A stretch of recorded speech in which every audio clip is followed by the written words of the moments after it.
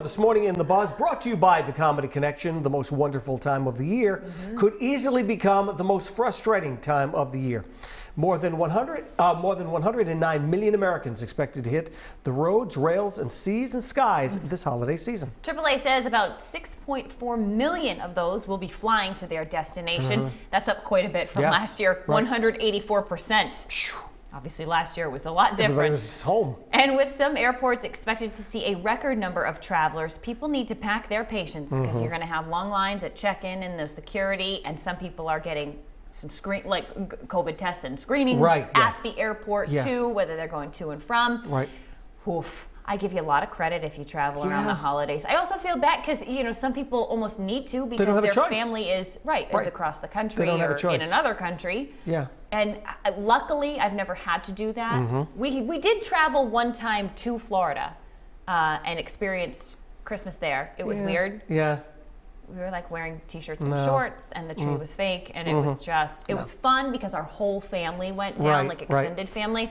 But that was there was only one time that we did that. So a one-off, I felt fine doing that, but I kind of want it to be here. I've always had it here. Like I've never had to take off and travel. I mean, in true Rhode Island fashion, about as far as when we were younger, we would go from East Providence to Cranston, which, I mean, really, what more do you need? But now I'm home, so it's even easier. I would hate to have to pack up everybody. And look, a lot of people don't have any choice. Families are away. They want to go to see their family. They have to pack the kids up. And traveling can be a hassle now. You know, there are people screaming and hollering. They don't want to do this. They don't want to do that.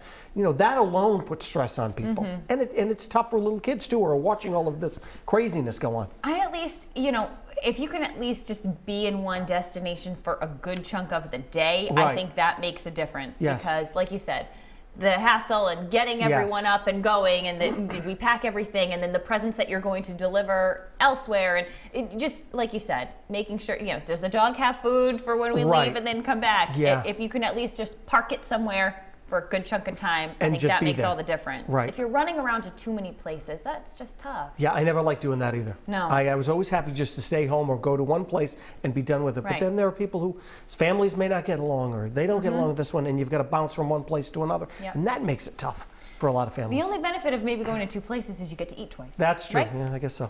More food for everyone. Brendan, right? That's one highlight if you got to pack up and go somewhere else. That's right. Make the best of it. More food, hopefully more gifts. Yes, there you go.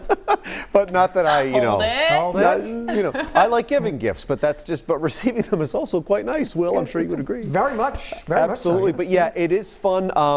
You know, we were talking in the Facebook Live video earlier when we went live for The Buzz. You know, sometimes it's fun to start a new tradition. Maybe you tried something, it didn't really work out as well, so you reverted back to the old tradition of staying home. But there is something nice about being, you know, we're all from here, New England, right here, about being around here for the holidays. Yeah. So with the weather accommodating too, like you said. Exactly. But you know what? Here's the beautiful thing about life. You can do whatever you want. Yes. That's right. By the way, is Steve the Nutcracker doing okay in there? He's doing okay. He's a little stiff. Left him alone with you guys. But let's check in, tell him I said hi, with our viewers to see what you guys had to say about this topic this morning.